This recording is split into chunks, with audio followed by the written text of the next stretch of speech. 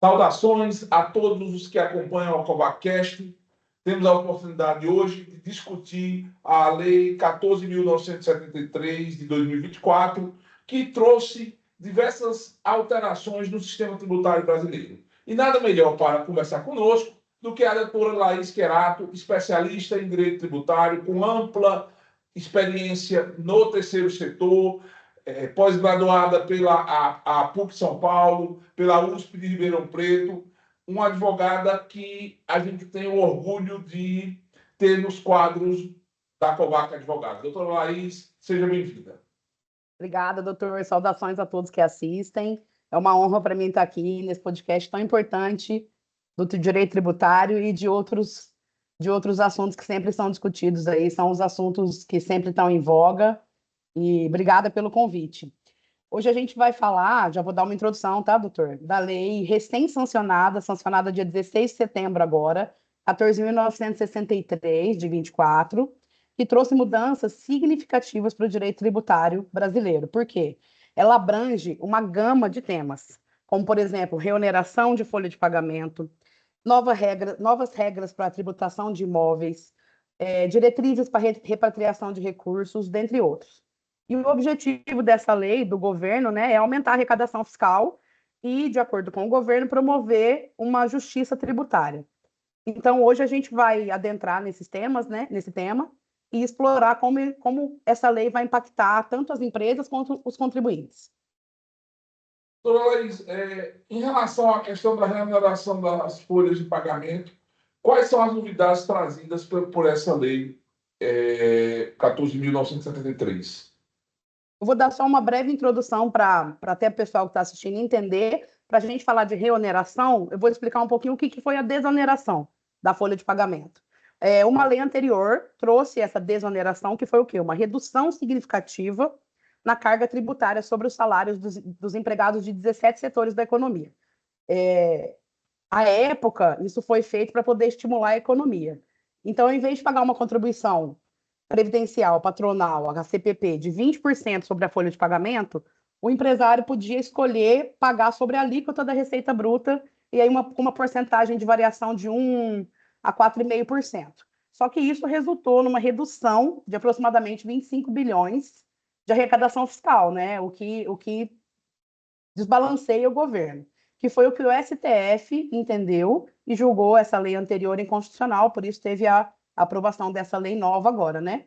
A lei anterior da desoneração foi julgada inconstitucional, porque ele entendeu que não tinha, o STF entendeu que não tinha uma compensação adequada para a perda dessa arrecadação. Então, o que é a reoneração? Nada mais é que o processo de voltar a cobrar esses encargos sociais sobre as folhas de pagamento das empresas.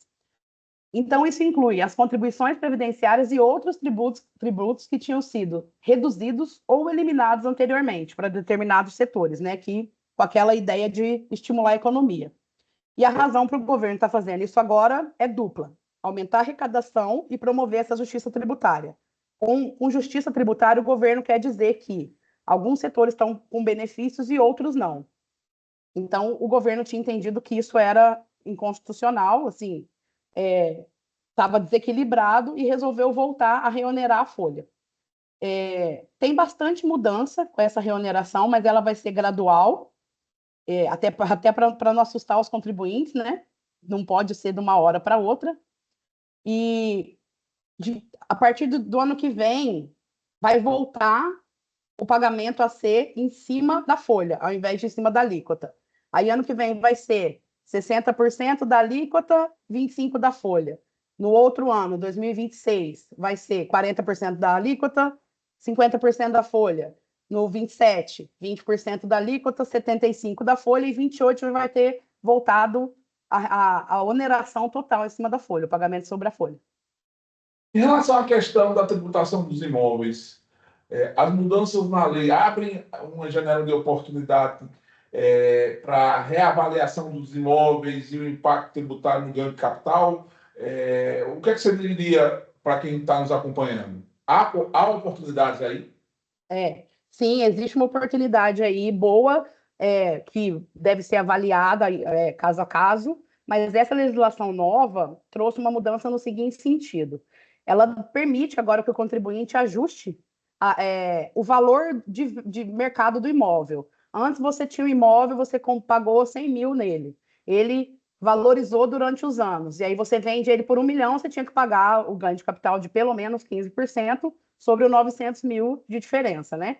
Agora você tem até 90 dias, ou seja, o contribuinte tem até 15 de dezembro para fazer esse pedido de atualizar o valor de mercado desse imóvel. Então, para quem eu digo que tem que ser avaliado porque você pode fazer essa alteração, né? Você pode falar, olha, agora o meu imóvel vale tanto, e aí você vai pagar menos imposto quando você for pagar ganho de capital. Só que tem algumas regras. Você não pode vender esse imóvel dentro de 15 anos.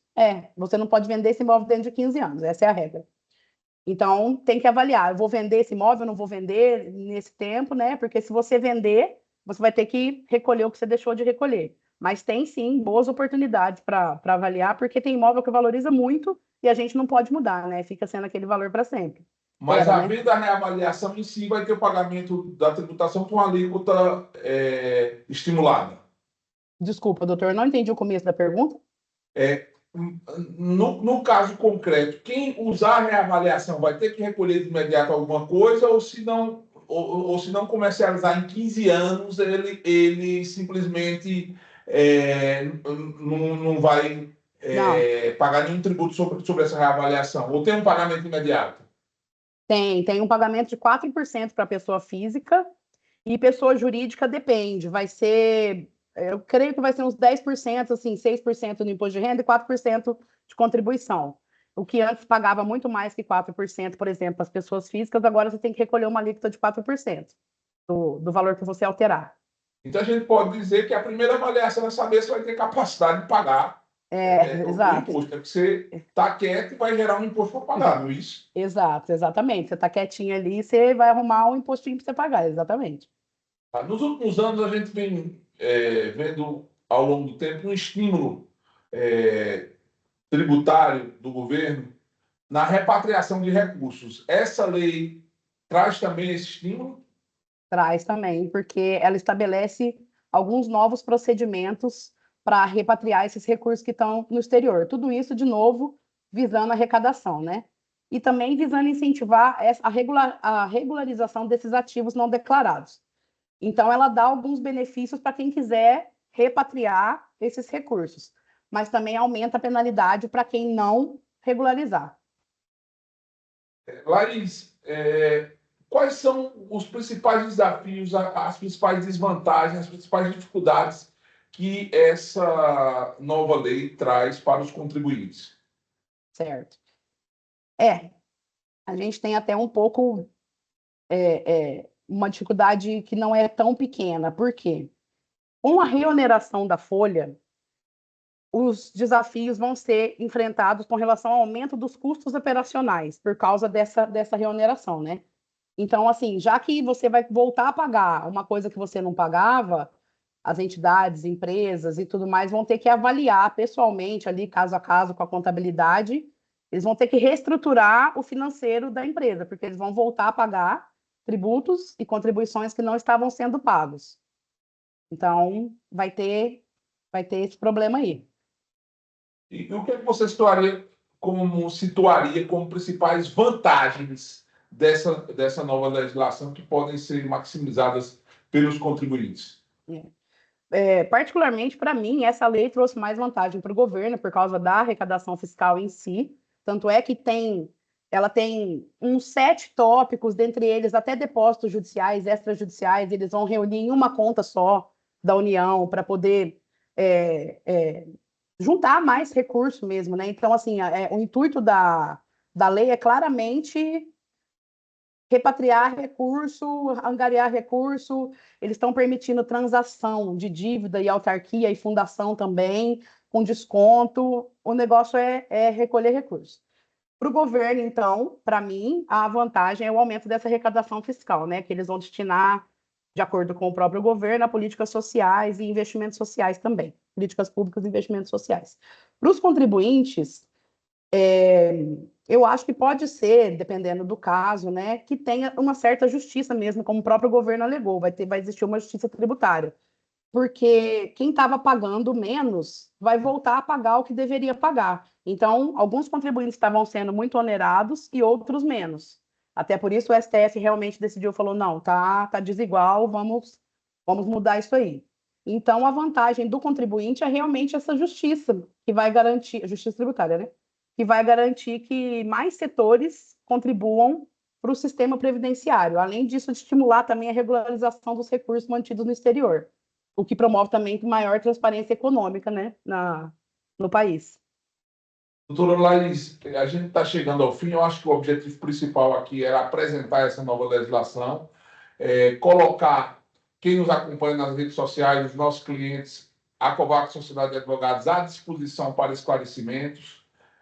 A doutora Laís fica em São Paulo e eu passo a palavra para as suas considerações finais e que a senhora deixe um e-mail de contato para que quem está nos ouvindo e tem alguma dúvida ou queira algum esclarecimento adicional possa nos contactar. Sim, claro, doutor. Como a gente disse no começo, essa lei veio com com uma gama assim, gigantesca de temas. O governo está realmente precisando repatriar recurso, angariar recurso, arrecadar. Essa ânsia do Estado agora de arrecadação está bem grande. Eu recomendo fortemente, e não é conversa de advogado, procurem um advogado especialista naquilo, procure um tributarista. Pode De procurar preferência da Covax, né? Exato. Pode, de preferência, é a nossa equipe mesmo, isso mesmo. Pode procurar um contador e tudo mais, mas um advogado faz toda a diferença. A gente é especialista nisso, a gente está se atualizando cada dia. Ó, hoje faz 10 dias que a lei foi sancionada, a gente já montou aqui um podcast aprofundado na questão. É claro que a gente não pode se aprofundar muito aqui no podcast por causa de tempo e tudo mais, mas nós estamos à disposição de vocês para dirimir quaisquer dúvidas, e vão ter dúvidas, porque ela realmente, quando você abre um leque tão grande assim de tópicos dentro de uma mesma lei, não deu nem para falar, por exemplo, que eles estão. O governo colocou várias medidas para combater fraude no gasto público. Então, por exemplo, eles vão bloquear qualquer tipo de benefício do INSS como indício de fraude. Antes eles te davam uma chance de resposta, agora é indício. Biometria, todo mundo vai ter que fazer biometria. Então, o governo está precisando arrecadar. Eu sugiro, tem casos que vai ser bom para o contribuinte, vai ser bom para o cliente.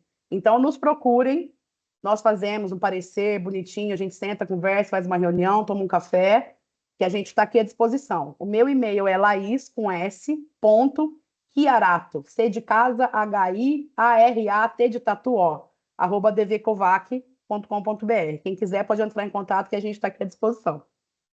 Muito obrigado a todos que nos acompanharam e até a próxima edição do CovaCast.